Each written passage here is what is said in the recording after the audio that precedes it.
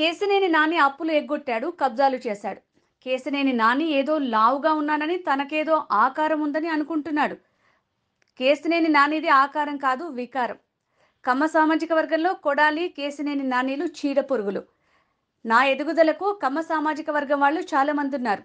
కాపుల స్థలాన్ని, కమ్మోళ్ల స్థలాన్ని బీసీ అయిన నన్ను, ఎస్సీ అయిన దేవదత్ మీద కేశినేని నాని దాడులు చేశారు. చంద్రబాబు ఛాంబర్ గెడపెట్టి మరీ కేశినేని నాని ఆయన కాళ్ళ మీద పడ్డారు. చంద్రబాబు తిట్టిన వాళ్లను నేను తిట్టకుండా ఆగను, చంద్రబాబు ఆగమన్నా ఆగను. ఇక ఆట మొదలైంది అని బుద్దా వెంకన్న అన్నారు. చిరంజీవి గారు నీకు రాజకీయ జన్మనిస్తే ప్రజారాజ్యాన్ని కూల్చడానికి కూల్చేశావు నువ్వు. చంద్రబాబు నాయుడు గారు పునర్జన్మనిస్తే తెలుగుదేశం పార్టీని కూల్చడానికి చూస్తావు. నువ్వు అన్నం పెట్టిన చేతిని కొరకాలని చూస్తావు, తల్లి పాలు తాగి తల్లి రొమ్మును గుద్దే దానికి చూస్తావు తప్ప శత్రువుల మీద నీ యుద్ధం ఇప్పుడు చేయవు.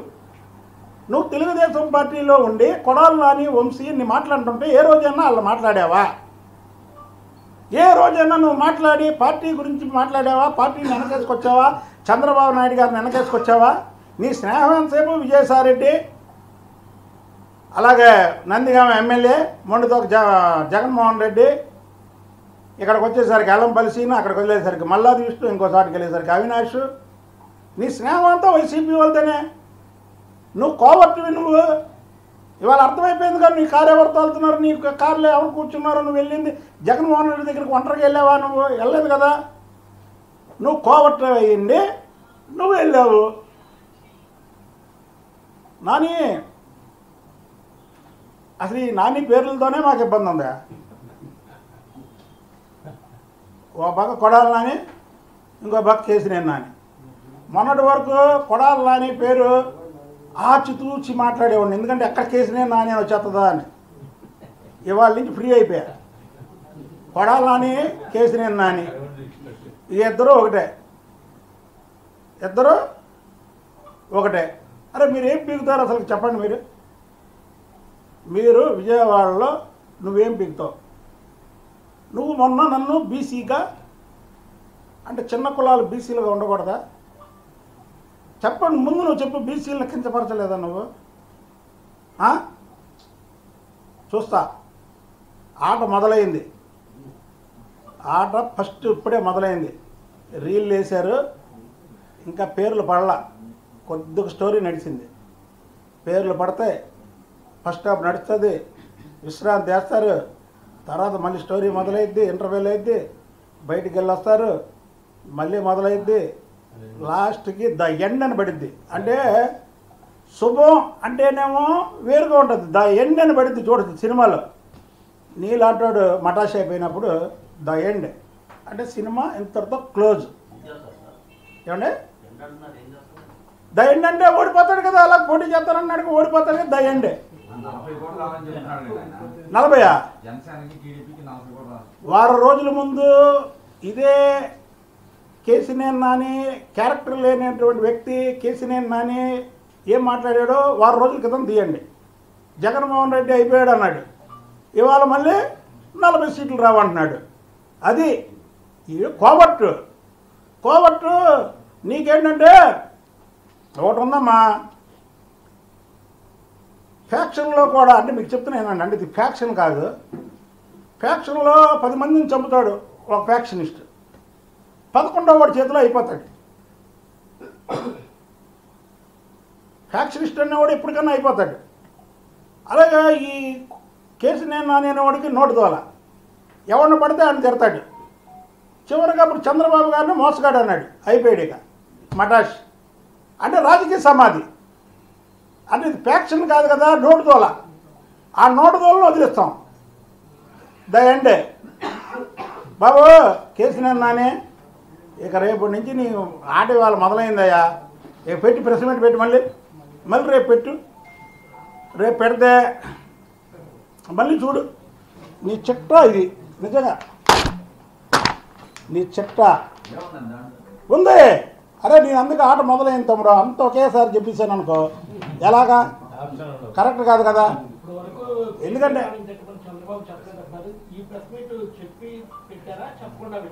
ఏమంటే చంద్రబాబు గారు దేవుళ్ళు లాంటి మనిషి అండి. ఆయన ఎప్పుడు కూడా శత్రువుని కూడా తిట్టమని చెప్పడండి. చంద్రబాబు నాయుడు గారే కానీ తిట్టమంటే ఇంకా మేము బూతులు తిట్టగలమండి, ఓపెన్గా చెప్తున్నాం. చంద్రబాబు నేను ఇది మీరు రికార్డ్ చేసుకొని ఉంచుకోవాలి. ఎందుకంటే వాడు కేసీఆర్ నాని ఇలాంటి వాడు, కొడాల నాని ఇలాంటి వాళ్ళు పార్టీలో చూశాక మాలాంటి వాళ్ళని కూడా నమ్మడానికి కొద్దిగా సంకోచిస్తారు. ఎందుకంటే వీడు కూడా ఏదైనా మేము ప్రాణం పోయినా అలా మాట్లాడరు, ఎందుకనే రికార్డ్ చేసుకోమంటున్నాం. చంద్రబాబు గారు ఎప్పుడు అలా పెట్టమని చెప్పరు, అలా తిట్టమని చెప్పరు. నేను చూసా, టీవీలో చూసా, ఆయన ప్రెస్ మీట్ చూశాను. అతను ప్రెస్ మీట్ ప్రెస్టేషన్లో ఏదో పోయినట్టు అన్నదమ్ముల మధ్య చిచ్చు పెట్టాడని ఇవన్నీ మాట్లాడుతున్నాడు. కాబట్టి ఇది ఇప్పుడు ఆట మొదలైంది. ఇక నీకు దమ్ముంటే నువ్వు రోజుకి అని మాట్లాడుతుంటావు కదా, ఇప్పుడు మాట్లాడు, ఇప్పుడు పార్టీ మీద మాట్లాడు. 60% ఖాళీ అవుతా తెలుగుదేశం. 60 నువ్వు వైఎస్ఆర్, నువ్వు దమ్మున్నవాడు అయితే వైఎస్ఆర్సీపీగా పోటీ చెయ్యి, నువ్వు గెలవు.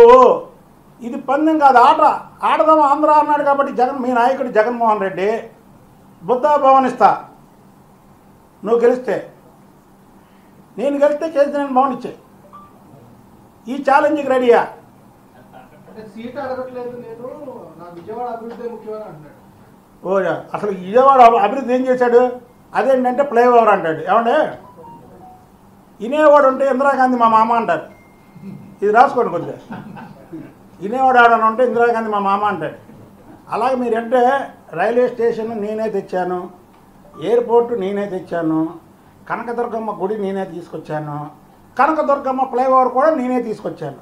అంటే railway station, bus stand, airport, Kanakadurgamma గుడి ఎంత నిజమో కేసీఆర్ నాని తెచ్చింది, కనకదుర్గమ్మ ఫ్లైఓవర్ తెచ్చింది కూడా అంతే నిజం. 2 సంవత్సరాలు నేను, మా కార్యకర్తలు, విజయవాడ పశ్చిమ నియోజకవర్గంలో ఉన్న ప్రతి ఒక్కరూ కష్టపడి 2 సంవత్సరాలు ఇక్కడ అరిస్తే ఢిల్లీ వినబడేలాగా మాట్లాడి వినబడేలాగా నిరసనలు దీక్షలు చేస్తే చంద్రబాబు గారు వచ్చి ఆ మహాధర్నాలో హామీ ఇచ్చారు. నేను ముఖ్యమంత్రి అవగానే ఇది వేపిస్తా ఉన్నాడు, అవగానే ఢిల్లీ వెళ్ళారు, వేయించారు. ఇతరు ఎవరు వేయించడానికి? ఇతరు అన్ని అబద్ధాలు, పచ్చి అబద్ధాలు మాట్లాడాడు కదా. అసలు అతను మాట్లాడిందంతా అబద్ధం. మోసగాడు చంద్రబాబు నాయుడు గారు మోసగాడు అయితే ఇన్నాళ్ళు ఎందుకు మాట్లాడలేదు? లోకేష్ బాబు పాదయాత్ర చేయడానికి అర్హుడు కాకపోతే ఇన్నాళ్ళు ఎందుకు చెప్పలేదు? చెప్పండి, చెప్పమనండి.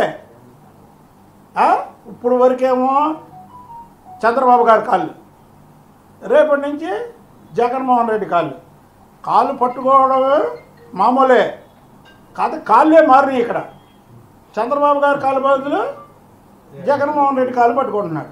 మేము ధైర్యంగా చెప్తాం, చంద్రబాబు పాదాలకు నమస్కారం చేస్తాం. చంద్రబాబు నాయుడు దేవుడు మాకు, ఇగో రాసే బోర్డు మా దైవ సమానులు. మా అంటే ఏంటంటే మా ఇంట్లో అందరికీ మాకు దైవం, మాకు దైవంతో సమానం. చెప్పగలవా దిల్లుగా నువ్వు అలాగా? ఇప్పుడు చెప్పు, నువ్వు మీ జగన్మోహన్ రెడ్డి నీకు దేవుడితో సమానమా? లేదా మీ జగన్మోహన్ రెడ్డి మీ నాయకుడా? మీ జగన్మోహన్ రెడ్డి నీ రాజకీయ భిక్ష పెట్టాడా? చెప్పు, మేము చెప్పగలం ధైర్యంగా. మా చంద్రబాబు నాయుడు గారు మాకు రాజకీయ భిక్ష పెట్టాడు అని మేము చెప్పగలం. కానీ ఇంకోటి కేసీఆర్ నాని నరాలు లేని నాలుక ఎటు తిప్పితే అటు తిరిగిద్దని ఏది పడితే అది మాట్లాడావు 10 సంవత్సరాలు. ఇక నీ చాప్టర్ క్లోజ్ మాట్లాడడానికి మాత్రం. రేపు నుంచి రా, నువ్వేం మాట్లాడతావో అది మాట్లాడతావు. లేదు ఫైటింగ్ చేద్దామా? ఫైటింగ్ చేద్దాం. అతనే కదండి గొడవ తీసుకెళ్ళింది మమ్మల్ని. మాదా గొడవ? కేసీఆర్ నాని గొడవ. అది కేసీఆర్ నాని కొంత సొంత ట్రావెల్స్, ఆ ట్రావెల్స్ గొడవలో మమ్మల్ని ఇరికిచ్చాడు. మమ్మల్ని ఇరికించిన మాట నిజమే సార్, మమ్మల్ని ఇరికిచ్చాడు. ఆ గొడవలో కేసీఆర్ నాని ఇరికిచ్చాడు. ఇంకేం చెప్పాలి చెప్పండి, నా దగ్గర ఉంది. మరి క్యారెక్టర్ లెస్ కాదా? 2 సార్లు పార్లమెంట్ సీట్ ఇచ్చి వెళ్ళిపోతే క్యారెక్టర్ లెస్ కాదు? అది కాదు, ఓ పోవడం పక్కన పెట్టండి, ఇంకా ఉన్నాయి వ్యవహారాలు. పోవడం వరకు అయితే క్యారెక్టర్ లెస్ కాదు, ఇంకా ఉన్నాయి. ఆ వ్యవహారాలన్నీ బయట పెడతా. ఉన్నాయి, కబ్జాలు ఉన్నాయి. ఏమండే అదే అదే ఏమండే ఏదో అంటారే, ఏమంటే ముత్తక సామెత, మళ్ళీ బూతులు మాట్లాడారని అంటారు.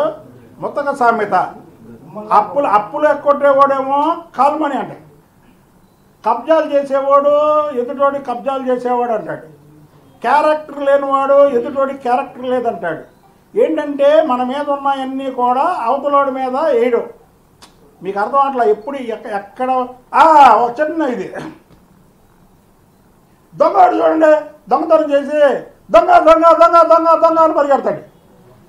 అలాగా ఈ కేసునే నాని అతను చెప్పిన భూ కబ్జాలు, క్యారెక్టర్లెస్, కాల్ మనీ, అప్పులు ఎక్కొట్టడం, ఇంకోటి అవన్నీ కూడా అతనికి సంబంధించినవి. అందుకే నేను చెప్తానన్నానుగా, మీరు ఒక పని చేయండి సార్, ఒక టీవీ కాదు ఆల్ టీవీ సెల్ డిబేట్ పెట్టండి ఆయనకి నాకు. ఆయన అక్కడ ఎందుకంటే పక్కన కూర్చోడు, ఇక సమస్య లేదు, అది కూడా చెప్తున్నాను. ఏంటంటే నేను కూర్చుంటా, అతను కూర్చోడానికి ధైర్యం ఉండదు. లేక మళ్ళీ దానికి కూడా ఏదో సాకు చెప్తాడే, నా స్థాయి రతన్ టాటా స్థాయి, నా స్థాయి గడ్కరీ స్థాయి, నా స్థాయి ఎవడిచ్చాడు ఆ స్థాయి నీకు? ఎవడిచ్చాడు? ఎంపీ ఇవ్వబట్టే కదా నీకు ఆ స్థాయి వచ్చింది. ఎవరిచ్చారు? చంద్రబాబు గారు నీకు ఎంపీ స్థాయి ఇస్తే నువ్వు వెళ్ళి వాళ్ళ కాలు పీసుకో, కాళ్ళు నొక్కు, నువ్వు వాళ్ళకి కేసుని నాని అంటే తెలుసుకున్నావు. అవునండి, పక్కన జయదేవ్ గారు గెలిచాడు, ఆయన మాట్లాడుతున్నాడా? ఆ పక్కన రామ్మోహన్ నాయుడు గారు గెలిచాడు, ఎలా మాట్లాడుతున్నారా? లేదు, ఆయన పెద్ద తోపు, వేరే వాళ్ళు కూడా ఇచ్చారంటారండి కార్పొరేషన్ని. ఆయన తోపు, వాళ్ళ అమ్మాయి మేయరు, ఆయన ఎందుకు గెలిపించుకోలేకపోయాడు? కాదండి, సీట్లు ఆయనే ఇచ్చాడు, సీట్లు ఆయన, మీ అందరూ తెలుసు, సీట్లు ఆయనే ఇచ్చాడు, ఎందుకు గెలిపించుకోలేకపోయాడు మరి? అదా ఆయన బయటకు వెళ్ళిపోవడానికి మీరు అనవసరమైన ప్రశ్నలు వేయకండి.